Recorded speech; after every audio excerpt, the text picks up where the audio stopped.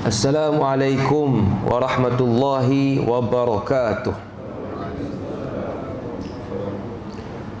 Alhamdulillahi rabbil alamin. Wassalatu wassalamu ala rasulina wa habibina wa syafi'ina wa tabibi qulubina wa qudwatina wa zukhrina wa maulana Muhammad wa ala alihi wa sahbihi ajma'in wa man tabi'ahum bi ihsanin ila yaumiddin, amma ba'.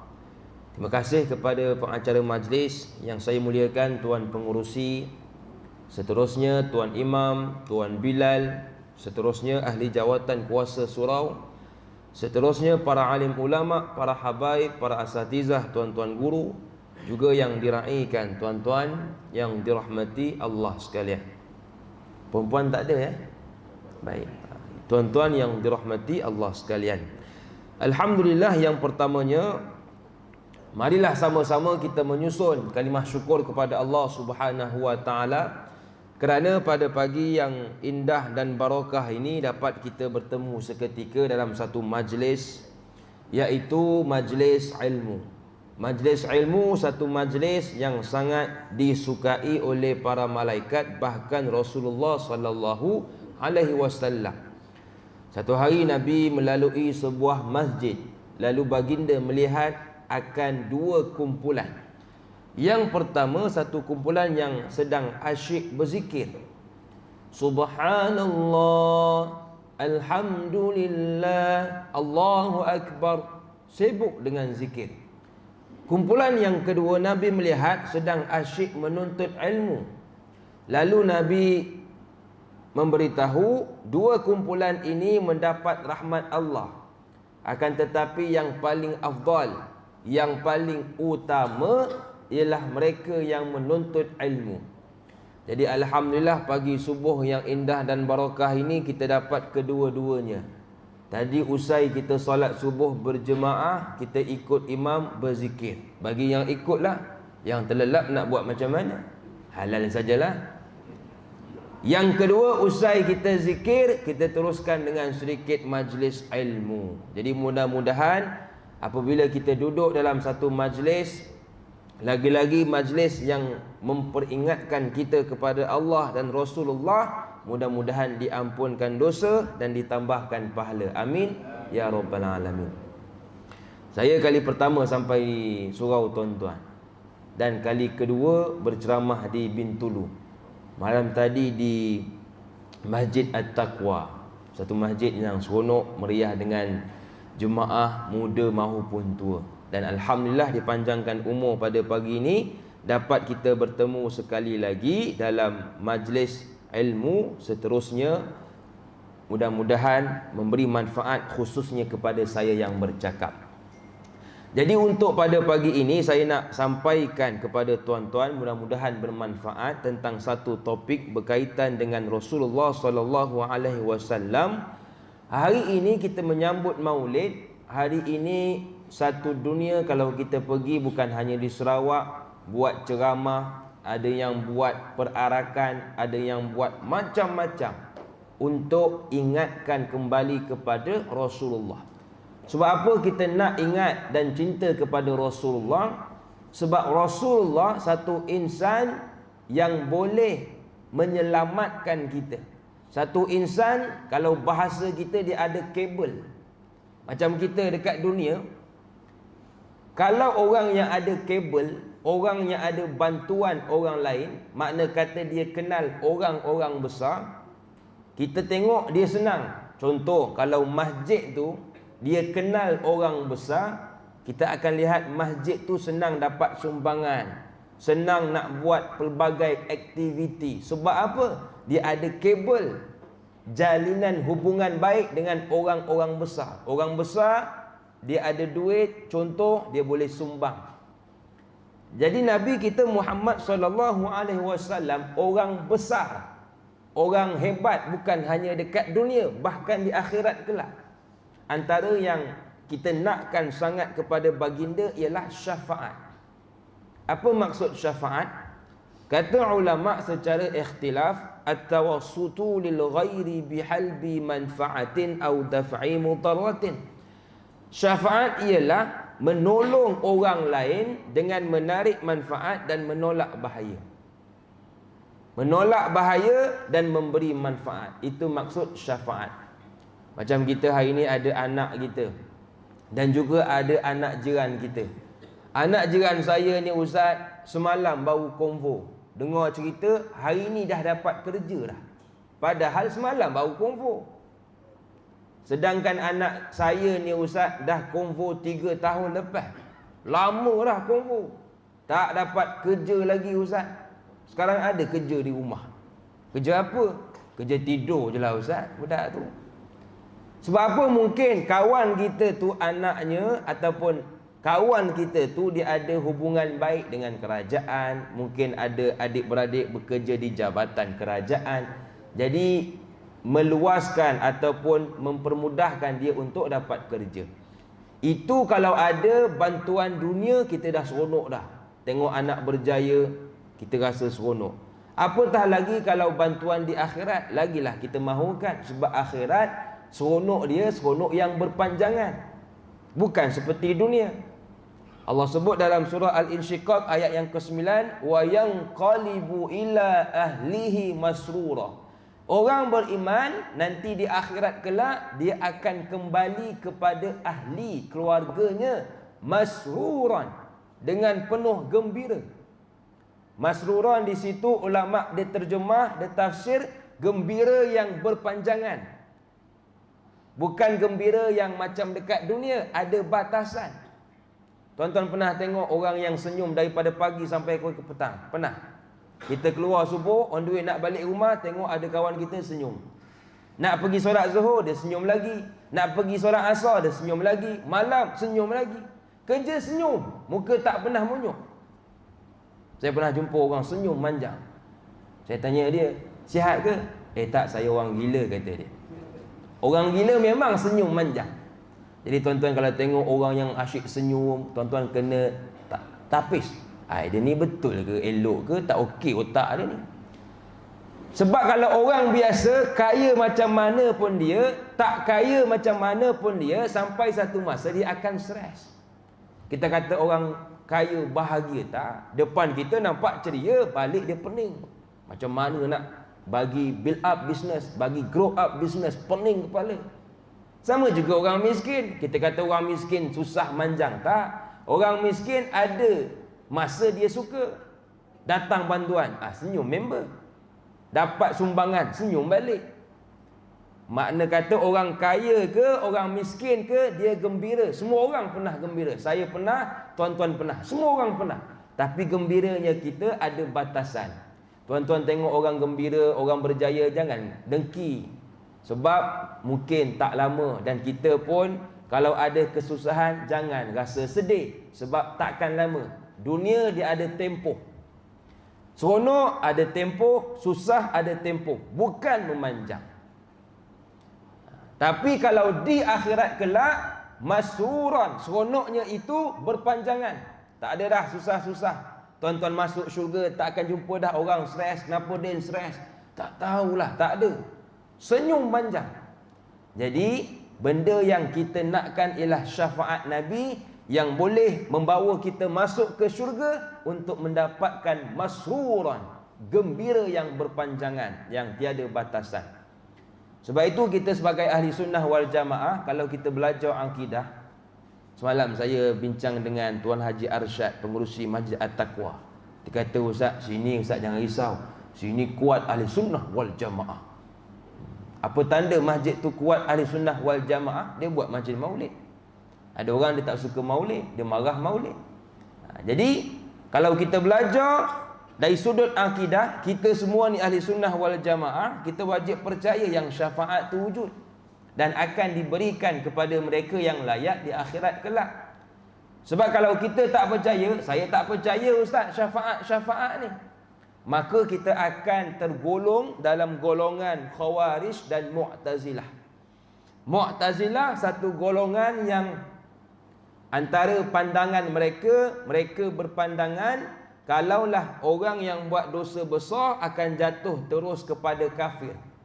Buat dosa besar, jatuh kafir. Bila jatuh kafir, masuk ke dalam neraka dan kekal buat selama-lamanya. Itu pandangan mereka. Jadi kalau kawan kita berpandangan Mu'tazilah, bahaya. Buat dosa besar sikit, kafir terus, neraka dah. Tiada kampunan untuk engkau dah. Sedangkan kalau kita belajar, Nabi sebut dalam satu hadis riwayat Jabir bin Anas, Nabi bersabda, "Syafaati li ahlil kabairi min ummati." Syafaat aku akan diberikan kepada orang yang dosa besar dari kalangan umat aku, kata Nabi. Dan hadis ini kalau kita kaji dan kita teliti, diriwayatkan oleh 6 ulama mu'tabar, 6 ulama popular hadis. Yang pertama Imam Ahmad, yang kedua Imam Abu Daud, yang ketiga Imam Tirmizi, yang keempat Imam Hakim, yang kelima Imam Abu Daud, dan yang keenam Imam Ibnu Hibban. Keenam ulama yang popular dalam bidang hadis ini meriwayatkan dalam versi yang sama. Makna kata sahih. Macam kita orang datang, mula-mula datang dia kata, "Din, aku dengar cerita Pak Man dah tambah satu lagi." Kita bukan tak nak percaya. Kita, Pak Man ni setia orang ya. Kita pun tak apalah. Datang Pak Din pula, "Ni nak cerita Pak Man dengar cerita dah tambah satu lagi." Cukup 2 orang. Kita pun tak nak percaya lagi. Datang Pak Mat pula, Pak Mat Tempe, "Ini aku nak cerita, aku dengar cerita Man dah tambah satu lagi." Dah 3 orang. Datang lagi Pak Mat Tempang pula, "Aku dengar cerita Din dah tambah seorang lagi." Bila kita dah dengar berita yang sama dari orang yang berbeza, agak-agak kita percaya ke tak percaya? Percayalah. Sebab yang datang tu cakap benda sama. Bukan cakap ni tambah, ni tak tambah. Tak, semua tambah. Orang berbeza, jawapannya sama. Makna kata betul. Jadi hadis yang saya bacakan tadi, hadis sahih dan menjadi tunjang utama kepada kita ahli sunnah wal jamaah, yang syafaat tu wujud dan kita akan dapat di akhirat kelak. Kita wajib percaya. Itu yang pertama. Dan kata Imam Nawawi rahimahullahu ta'ala dalam kitab Syarah Sahih Muslim jilid yang ketiga halaman yang ke-36, kata Imam Nawawi ada 5 jenis syafaat yang bakal disediakan kepada orang Islam kelak. Yang pertama ketika di padang mahsyar. Padang mahsyar ni kalau kita belajar, kita dengar hadis, dia bukan macam padang bola tuan-tuan. Bukan. Padang bola kalau kita tengok tengah hari buta, tengah hari panas, ada lagi orang sepak bola. Betul tak? Kadang-kadang kita on the way nak ke mana, contoh, ke mana-mana lah, tengah hari buta, tengok belah padang, ada lagi budak duk sepak bola. Kita tanya dia, "Dek, kau main bola tengah hari buta tak panas ke, dek?" "Alah, mana panas, matahari jauh dengan kita orang, mana panas." Sedangkan bagi kita dah panas dah. Itu keadaan ketika di dunia padang bola. Adapun padang mahsyar, kedudukan kita dengan matahari dekat. Itu beza. Nabi sebut dalam satu hadis, "Tudna syamsu yaumal qiyamati minal khalqi hatta takuna minhum kamiqdaril mil fayakuna an-nasu ala qadri a'malihim fil 'arab." Pada hari kiamat, matahari didekatkan kepada seluruh makhluk hingga berjarak 1 mil di atas kepala mereka. Lalu seluruh manusia akan tergenang dalam peluh mereka berdasarkan kadar amalan mereka di dunia. Hadis sahih riwayat Imam Muslim. Jadi matahari ketika di padang mahsyar dekat. Dan bukan hanya dekat. Kalau padang bola dunia dah jauh satu, yang kedua berpakaian, betul tak? Bila berpakaian kurang sikit rasa panas, itu pun dah berpeluh dah. Tapi padang mahsyar sudahlah yang pertama dekat dengan kepala. Yang kedua tidak berpakaian. Satu hari Nabi sebut kepada Aisyah, kata Aisyah, "Sami'tu, aku mendengar Rasulullah sallallahu alaihi wasallam yaqul, berkata, bersabda, yuhsyarun nasu yaumal qiyamati hufatan uratan ghullan." Kata Aisyah, aku dengar Nabi duk bersabda, keadaan manusia pada hari kiamat dikumpulkan yang pertama tanpa alas kaki, telanjang kalau bahasa kasar boleh saya sebut. Yang kedua tanpa pakaian. Dan yang ketiga tanpa disunat. Tak pakai baju, tak pakai selipar, tak pakai kasut. Dan yang ketiga tak dalam keadaan sunat. 3 keadaan. Aisyah bila dia dengar, dia tanya, Ya Rasulullah, ar-rijalu wan nisa'u jami'an yanzuru ba'duhum ila ba'd. Lalu kata Aisyah, wahai Rasulullah, bila engkau cakap orang tak pakai baju, orang tak pakai kasut, orang tak bersunat, maka kata Aisyah, kita ni tak menengok ke antara satu sama lain? Contoh tuan-tuan, tengok orang perempuan tengok orang lelaki. Macam kita lah, jangan kata telanjang. Orang perempuan pakai seksi, kita tengok tak bang? Tengok tak? Ustaz salah tanya, takkan nak mengaku pula. Saya pengurusi surau kan kena pecat pula dengan jemaah. Memanglah saya tengok, tapi takkan nak mengaku Ustaz. Senyap-senyap sudah lah. Saya semalam naik kapal terbang airport daripada KLIA 2 turun di airport Bintulu. Pramugari pakai seksi, semua seksi. Jarang kita tengok pramugari pakai jubah, betul? Kalau ada tu tak lama tuan-tuan tu. Bila naik kapal terbang, lalu pramugari, seksi betul. Tapi saya tak tengok. Kenapa Ustaz tak tengok? Macam mana nak tengok? Bini duduk tepi bang. Bini kata abang tunduk, tunduk. Nak tengok tunduk, tunduk kita. Bini ada kat tepi bang, tangan dia cubit kita. Jangan gatal bang. Itu yang berpakaian seksi, bukan telanjang habis. Kita pun mata kita kadang-kadang tercari-cari. Lalu pramugari ikut. Itu seksi. Jadi kata Aisyah, kalau dunia pun orang dah memandang satu sama lain yang berpakaian seksi, ketat dan sebagainya, sebab itu Aisyah tanya, ini telanjang terus ya Rasulullah. Takkanlah tak ada orang nak menengok. Lalu kata Nabi kita Muhammad sallallahu alaihi wasallam, ya Aisyatul amru ashaddu min ayyuhimmahum zalik. Kata Nabi sallallahu alaihi wasallam, wahai Aisyah, masalah yang akan dihadapi lebih penting dari sekadar melihat satu dengan yang lain. Hadis muttafaqun alaih. Kata Nabi gini, wahai Aisyah, orang takkan dan menengok dah. Sebab apa? Sebab pada hari itu dalam Quran Allah sebut mereka disebutkan dengan likulli imri'in minhum yawma idzin sya'nun yughni. Pada hari itu kata Allah mereka disebutkan dengan satu sya'nan. Sya'nan ni satu urusan. Urusan apa? Kata ulama urusan duk fikir aku neraka ke aku syurga. Duk fikir dua tu ke?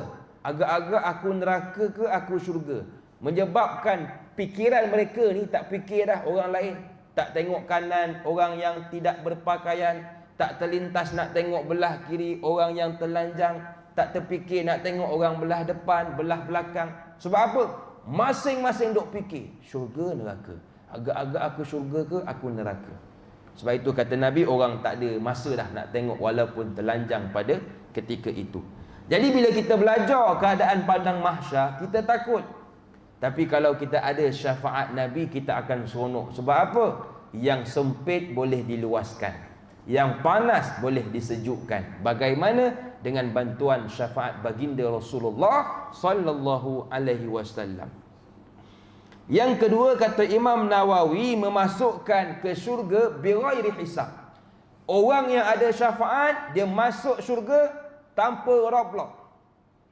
Macam kita kalau nak pergi suatu tempat, ayah-ayah suka yang ada roadblock ataupun tak ada roadblock, yang lancar ataupun jam jalannya. Kalau tanya saya suka yang straight lah, betul. Kalau contoh daripada kita Bintulu, contoh nak ke Kuching, saya tanya dengan AJK semalam lebih kurang 10-12 jam. Maka kita kalau boleh nak 10 jam betul sampai, makna kata lancar. Tapi kalau ada roadblock mungkin jadi 13 jam, 15 jam, lambat. Sebab itu hari ini kalau boleh kita nak ke syurga bighairi hisab, tanpa ada hisab, tanpa ada roadblock. Sebab kita takut. Ada orang dia mendabik dada, Ustaz saya bukan apa, Ustaz bukan nak riak, saya rasa okey amalan saya Ustaz. Saya ni kaki surau. Orang lain kalau subuh pukul 5, saya pukul 3 dah sampai dah. Dia mendabik dada, saya syurga orang pertama kali, contoh. Walaupun kita dengan Tuhan excellent, dengan Allah kita jaga betul hubungan, solat kita buat, zakat kita bayar, haji usaha pergi. Walaupun begitu, benda yang patut kita risaukan ialah dengan manusia pula. Ada orang dengan Allah excellent, tapi bila mana nak melangkah ke syurga, ditahan. Mat, sampah mat, laju kamu nak masuk syurga. Kau tak ingat ke mat, dulu kau pernah kutuk aku, dulu kau pernah fitnah aku mat, sampai hari ini aku tak halalkan, tak redha apa yang kau telah buat kepada aku. Jadi bila mana nak masuk syurga, tengok-tengok tak dapat, sebab ada satu tarikan dari hubungan manusia. Ada manusia tak redha kepada kita. Allah kata, sabar mat, kau tak boleh masuk syurga sebab engkau tak lepas hubungan dengan manusia. Sekarang aku nak hitung, bincang, pumpang, kita pun bagi pahala kita dekat dia. Tengok-tengok tak cukup, kita pula ambil dosa dia. Elok-elok member nak masuk neraka, bertukar masuk syurga. Kita yang selangkah nak ke syurga, bertukar selangkah ke neraka. Sebab apa? Hisab. Sebab itu hari ini, kalau boleh kita tak nak ada roadblock. Macam kita lah, bila ada roadblock, kita gusar, kita takut. Bini tanya, bang kenapa bang berpeluh dahi tu? Mana tak berpeluh, roadblock depan tu. Kenapa abang nak risau? Abang kan road tax hidup lagi, lesen panjang lagi, kenapa nak risau? Kita pun kata memanglah lesen hidup, road tax panjang, tapi takut ada yang tak kena. Takut ada yang tak kena, mungkin ialah tinted gelap sangat ke apa ke, takut tak lepas. Padahal semua dah cukup. Jadi begitulah kita, kalau kita rasa amalan dah power dah, tapi takut ada yang tak kena, lagi-lagi hubungan dengan manusia. Sebab itu hari ini, kalau boleh nak masuk syurga tanpa ada hisab, bagaimana? Tak lain tak bukan bantuan syafaat Rasulullah sallallahu alaihi wasallam.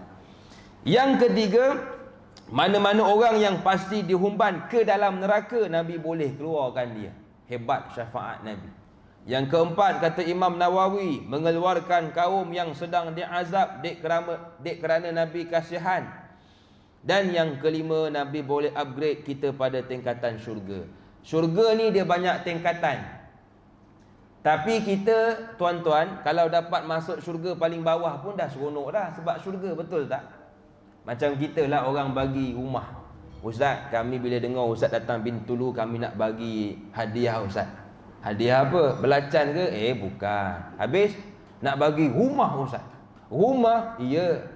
Ustaz datang sini jangan balik-balik dah. Duduk sampai mati kat sini. Kan? Tapi Ustaz tidaklah rumah besar, rumah flat, rumah kampung je Ustaz. Boleh ke? Kalau tanya saya okey. Lantaklah kecil ke besar ke, yang penting percuma. Ustaz tinggal masuk, duduk makan, kuliah, duduk makan, solat, itu je kerja Ustaz. Tak perlu pening-pening nak bayar bulan-bulan. Kalau tanya saya seronoklah walaupun kecil. Begitulah syurga. Dapat masuk syurga paling bawah pun dah seronok dah sebab syurga. Tapi lagi indah kalau dapat syurga paling tinggi dekat dengan Nabi Muhammad sallallahu alaihi wasallam. Tapi kalau kita muhasabah, jangan kata syurga paling tinggi Ustaz, jangan kata syurga paling rendah. Nak masuk syurga pun belum tentu kita ni Ustaz. Sebab itu hari ini kita nak syafaat. Bukan apa, mudah-mudahan yang pertama bila ada syafaat kita dapat masuk syurga. Yang kedua, bila dapat syafaat mudah-mudahan Allah upgrade kita pada tingkatan syurga yang paling tinggi dekat dengan Nabi kita Muhammad sallallahu alaihi wasallam. Ini sudahlah tak pernah jumpa Nabi dekat dunia, dekat syurga pun tak pernah jumpa. Rugi bang. Jadi paling kurang kalau tak dapat jumpa dekat dunia, jumpa di syurga pun jadilah. Jadi bagaimana? Ejaz dapatkan syafaat Nabi Muhammad sallallahu alaihi wasallam. Bila saya cerita tentang syafaat, jenis syafaat yang kita rujuk dalam kitab Syarah Sahih Muslim jilid ketiga halaman 36, kita rasa seronok, betul tak? Seronok. Saya yang bercerita pun rasa seronok. Jadi apa kriteria yang perlu kita ada? Tuan-tuan tengok satu kerja kosong, tawaran gaji tinggi, siap driver, kita rasa seronok. Macam mana aku nak dapatkan pekerjaan ini? Lalu kita lihat kriteria yang perlu dipenuhi. Umur sekian, kemahiran sekian. Maka bila kita ada baru kita yakin. Jadi kriteria yang perlu kita ada, kata ulama, supaya nak dapat syafaat, Yang pertama, tak dapat tidak, wajib beriman kepada Allah. Orang Islam pertama kali. Macam tuan-tuan layak. Sebab apa? Kita orang Islam. Yang pertama kita sudah ada. Sebab apa kena orang yang beriman? Sebab pemilik agung syafaat ialah Allah. Nabi ni postman, Nabi ni perantara. Pemilik sebenar tu Allah. Allah sebut dalam Quran surah Az-Zumar ayat 44, qul lillahi syafa'atu jami'a. Katakanlah semua syafaat. Syafaat Quran, syafaat puasa, syafaat baginda Nabi Muhammad, semua itu kata Allah, pemiliknya aku. Jadi tak dapat tidak, kalau nak dapat syafaat, tackle Allah. Jaga hubungan baik dengan Allah. Allah kata solat, kau solat lah. Allah kata zakat, kau bayar je lah. Bila mana jaga hubungan dengan Allah, beriman, maka kita akan dapat satu kelebihan, syafaat Rasulullah sallallahu alaihi wasallam. Itu yang pertama. Yang kedua, selain kita beriman, kemudian apakah lagi yang perlu kita buat? Tadi beriman, semua orang beriman. Kita naik satu lagi level, nak membezakan antara aku dengan kau, siapa yang layak. Yang kedua, kata ulama, sering membaca Quran. Quran semua orang baca, tapi tak sering, tak selalu. Ada orang baca bulanan, Ramadan baca. Ada orang tahunan, nak khatam baca. Ada orang harianlah yang akan mudah mendapat syafaat Rasulullah. Nabi sebut dalam satu hadis daripada Abu Umamah, iqra'ul Quran fa innahu ya'ti yaumal qiyamati syafi'an li ashabi. Bacalah Quran, kata Nabi, nanti Quran akan datang kepada sahabatnya memberikan syafaat. Persoalannya ialah siapakah sahabat Quran? Kita kalau nak mengaku semua orang boleh. Nanti di akhirat kelak kita kata, Quran tolonglah aku member kau kot. Semua orang boleh mengaku, tapi nak diakui susah. Tuan-tuan hari ni kan datang Perdana Menteri Datuk Ismail Sabri. Kita pun sembang dengan kawan kita, Din Ismail tu dulu member aku. Dulu satu sekolah dekat, dulu sekali tu pergi sekolah naik basikal lajak, kita kata. Kawan kita tanya balik, kau biar betul Mat? Iya, tak cari kau tanya dia. Kita pun tanya Datuk Ismail Sabri. Datuk nak tanya sikit, kawan saya Mat tu lah, katanya sembang tadi dulu satu sekolah dengan Datuk, betul ke? Mat mana? Mat. Dia sekolah mana? Sekolah kat Sarawak. Mana ada. Saya orang Bera Pahang. Tang mana pula nak datang sekolah daripada Pahang ke Sarawak? Nampak benar menipunya. Jadi kita dengar, betul juga. Datuk orang Bera Pahang. Mat saya orang Sarawak. Sarawak, Pahang jauh. Jangan kata Pahang, daripada Bintulu nak ke Kuching pun dah berapa jam. Jadi kita nak percaya ke? Tak percaya, tak percaya. Makna kata kawan kita nak mengaku Datuk sahabat senang, tapi Datuk nak mengaku dia sahabat susah. Sama juga Quran, semua orang boleh, Quran sahabat saya boleh mengaku. Tapi nak diakui Quran yang kita sahabat dia bagaimana? Jadi kata Quran, nanti bila di akhirat kelak kita susah, Quran tolong aku, kau sahabat aku kan? Lalu kata Quran, ya kau sahabat aku, sabar aku tolong. Bagaimana? Yang pertama kata ulama, baca Quran. Baca Quran. Nak baca sampai bila Ustaz? Baca sampai ingat. Selagi tak ingat, jangan berhenti baca. Sebab orang yang baca Quran selalu dia akan teringat Quran. Macam tuan-tuan kan dengar ada budak-budak kita umur 10 tahun, 11 tahun, 13 tahun dah ingat Quran. Kita rasa cemburu. Saya Ustaz bila tengok budak muda hafal Quran, saya cemburu Ustaz. Mana tak cemburu bila baca dia bacaan Quran dalam solat panjang Baqarah. Tak pernah dengar kami ayat tersebut. Tapi kami yang tak pernah baca Quran, yang tak hafal Quran, benda sama je Ustaz, kuliah je. Daripada dulu sampai sekarang umur 60, kuliah duk baca. Itu pun Ustaz kalau tak kena hari Ustaz, sesat Ustaz oi. Duk ulang alik gitu je kuliah. Qul ya ayyuhal kafirun la a'budu ma ta'budun wa la antum 'abiduna ma a'budu wa la ana 'abidun ma 'abadtum wa la antum 'abiduna ma a'budu wa la ana 'abidun ma 'abadtum wa la antum 'abiduna ma a'budu. Orang solat subuh Ustaz 10 minit Bila solat belakang dia setengah jam jadi. Macam solat isyak tu. Oh, marah orang. Kau ni mat kalau dah sesat tu kau sujud je lah. Duk ulang alik. Menyesatkan orang dalam solat. Padahal kuliah, benda yang senang, tak banyak pun. Kita cemburu. Sebab itu hari ni baca Quran sampai ingat. Boleh ke Ustaz baca Quran? Boleh ingat? Boleh. Mana dalil? Tak payah dalil lah. Kita buat kajian. Bila Ustaz? Sekarang. Saya tanya tuan-tuan 2 soalan. Kalau tuan-tuan boleh jawab, saya bagi RM100. Tapi harap-harap tak boleh jawab. Oi, banyak pula tersebut RM10, RM100. Tak balik modal saya ceramah ni. Kan? Saya tanya tuan-tuan 2 soalan. Kalau tuan-tuan boleh jawab, hebatlah. Soalan pertama. Bismillahirrahmanirrahim. Lillazina la yu'minuna bil akhirah. Ada yang boleh sambung? Sekali lagi ya. Lillazina la yu'minuna bil akhirah. Tak ada ya? Alhamdulillah, selamat duit saya. Selamat, tak ada yang boleh jawab ya. Yang kedua tak ada hadiah lah. Bismillahirrahmanirrahim. Yasin. Masya Allah. Okey, dah habis. Jom kita buat kajian. Ayat yang pertama, bila saya tanya, semua termenung.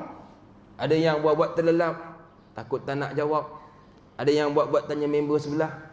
Mat, pernah dengar ke? Kata mat, aku hidup 65 tahun tak pernah dengar.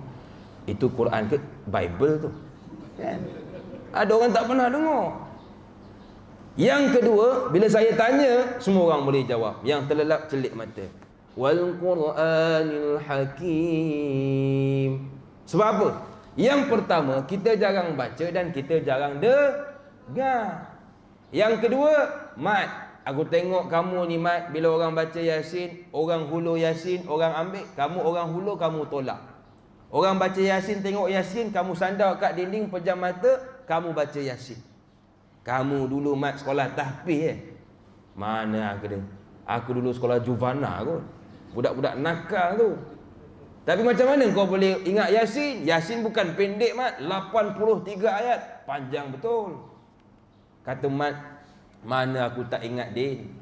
Aku duduk dekat surau Asy-Syakirin ni dah 40 tahun dah din. Surau Asy-Syakirin ni adat dia setiap malam Jumaat baca Yasin. Datang malam Jumaat baca Yasin. Datang malam Jumaat baca Yasin.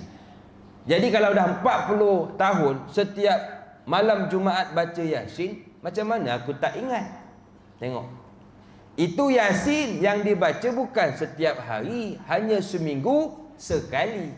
Bukan 24 jam, hanya lepas maghrib sampai isyak. Itu pun kita boleh ingat. Kalau tak ingat pun bolehlah orang sebut, kita kata Yasin ni, ataupun sambung sedikit, bolehlah. Sebab apa? Duk baca selalu. Itu pun bukan selalu.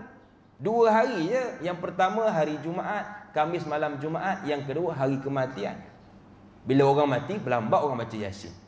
Itu pun kita boleh ingat. Apatah lagi kalau Quran kita baca setiap hari. Sebab itu tuan-tuan kena ada target. Dalam Quran ada 114 surah. Ada yang panjang, ada yang pendek. Kalau kita ni yang dah berumur, yang dah tua, ambil yang pendek-pendek sudahlah. Saya dah hafal lah Ustaz, Qul Allah, surah lain lah pula. Asyik Qul Allah. Contoh kita ambil surah Al-Mulk. Al-Mulk tak banyak, 30 ayat. Saya Ustaz bila dengar satu hadis, Nabi bersabda, barang siapa yang membaca Al-Mulk, terang dan senang ketika di akhirat kelak. Maka kita baca dan hafal surah Al-Mulk. Al-Mulk tak banyak, 30 ayat. Cara dia macam mana? Tuan-tuan, contoh pagi ni 24 jam ataupun hari ni saja, dengar ayat 1 dan ulang ayat 1 sahaja. Tabarakalladzi biyadihil mulk wa huwa ala kulli syai'in qadir. Kalau yang tak ingat, ulang lagi. Tabarakalladzi biyadihil mulk wa huwa ala kulli syai'in qadir. Esok ayat yang kedua pula, ulang lagi. InsyaAllah kalau kita dengar dan baca selalu surah Al-Mulk, 30 ayat, cukup 1 bulan, kita boleh ingat surah Al-Mulk. Orang ambil Quran, kita tak ambil. Ahmad tak ambil Al-Mulk. Aku Al-Hafiz. Aku dah hafal Quran. 30 juzuk. 30 ayat, kata dia. 30 ayat pun jadilah. Baik daripada 30 juzuk tak ingat. Kita kalau nak ikut budak-budak muda susah bang. Ayah-ayah tengok anak kita yang hafal Quran, bergegar badan dia. Bila baca Quran ada yang ke depan, ada yang ke kanan, ada yang ke kiri. Itu orang muda, pinggangnya kuat. Kita yang tak berapa muda, kalau sekali hayun boleh lah. Kali pertama, Bismillahirrahmanirrahim. Kali kedua bunyi, sudah. Esok tak datang surau. Mana Din? Selalu pukul 6 dah sampai, dah tak sampai-sampai. Pergi rumah dia, mana kau Din tak datang surau?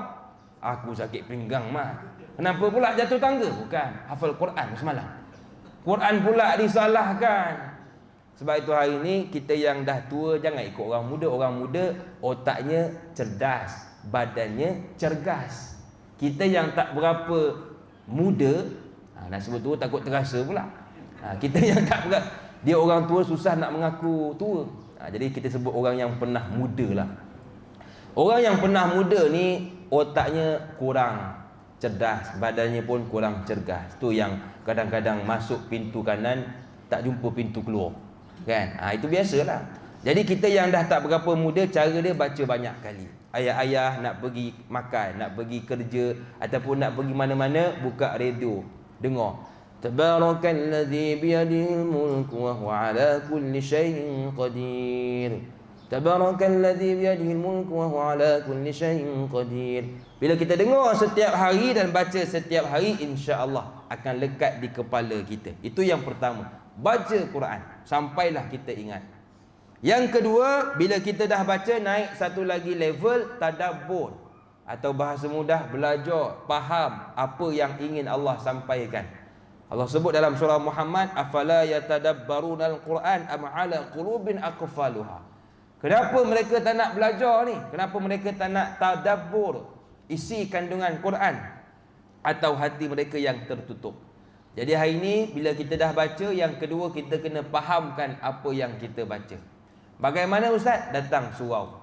Setiap surau dan masjid pasti ada kuliah-kuliah Quran, menceritakan tentang isi kandungan Quran, maka kita baca, kita fahami. Yang ketiga, bila kamu dah baca, kamu dah belajar, yang ketiga naik satu lagi level, beramal. Ada orang dia dah baca, power, bertaranum, sikah, bayati, hijaz. Dia dah belajar, dia faham.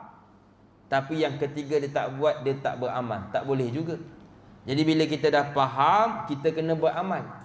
Dan sampai makom ataupun level yang terakhir, iaitu sebarkan kepada orang lain. Khairukum man ta'allamal Qur'ana wa 'allamah. Dan inilah sebaik-baik orang, kata Nabi. Yang mana khairukum man ta'allamal Qur'ana wa 'allamah. Dia belajar kemudian ajarkan pula kepada orang lain. Ini the best people in the world. Sebab itu hari ini tuan-tuan, dengan Quran kita boleh jadi orang hebat, bukan dunia je, bahkan di akhirat kelak. Jadi tuan-tuan hari ini ajarkan Quran. Datang belajar kemudian ajarkan, paling kurang kepada bini pun tak apa. Ni yang sudah-sudahlah masak, duduk depan abang. Abang nak ajar ni tentang Quran yang pernah abang belajar di surau tadi. Ajarlah. Sesungguhnya Allah sebut dalam Quran, kalau kita boleh kahwin 4, kahwin. Tapi kalau tak mampu, satulah. Abang bila tengok ayat Quran ni, abang rasa abang mampu ya. Sudah, itu pula yang diingat. Abang dalam banyak-banyak ceramah, itu yang abang dengar. Ya dah, yang lain aku terlelap. Bila sebut kahwin 4, celik terus aku. Jadi aku ingat tu, aku pun ajar kau tu. Kan? Jadi hari ini kita baca Quran. Seterusnya, selain kita beriman, selain kita membaca Quran, kriteria yang seterusnya ialah banyakkan membaca doa selepas azan. Ini satu benda yang simple, very simple punya ibadah, tapi orang tak buat. Sebab apa? Yang pertama, tak tahu. Saya Ustaz tak tahu pula bila baca doa lepas azan fadilat dia besar sehingga dapat syafaat Nabi, tak tahu pula. Yang kedua, orang dah tahu. Saya dah dengar lama dah Ustaz hadis ni, tapi buat tak? Tak buat. Sebab manusia. Manusia biasa. Manusia dalam bahasa Arab disebut sebagai insan. Insan dari perkataan nasia, lupa. Jadi manusia dia memang mudah lupa. Orang kata orang Melayu mudah lupa. Bukan Melayu je, Cina, India dan sebagainya, bila sebut manusia dia pasti mudah lupa. Jadi kalau kita baca doa lepas azan, ada satu fadilat besar yang menanti kita, kata Nabi. Nabi bersabda dalam satu hadis sahih riwayat Imam Bukhari, man qala hina yasma'an nidaa, barang siapa yang membaca doa selepas azan, Allahumma rabba hadhihi da'wati tammah, sampailah habis, kata Nabi, halat lahu syafa'ati yaumal qiyamah, maka orang ini berhak mendapatkan syafaat aku. Kata Nabi, kalau kamu baca doa selepas azan, maka kamu berhak, kata Nabi, dapat syafaat aku. Macam kita, kalau kau nak dapat kerja, senang je. Kau buat ini, kau dapat kerja. Kita buat tak? Oh, kita buat. Jadi Nabi dah bagi petua senang dah. Nabi kata tak payah susah-susah, tak payah pening-pening nak dapat syafaat supaya seronok dekat akhirat. Very simple. Macam mana? Bang, akak baca doa selepas azan. Baca doa. Ada orang tanya, Ustaz, saya kalau dengar satu waktu, contoh macam subuh, kadang-kadang 4 kali azan saya dengar, Ustaz. Oh, ni dah level Imam Mahdi ni.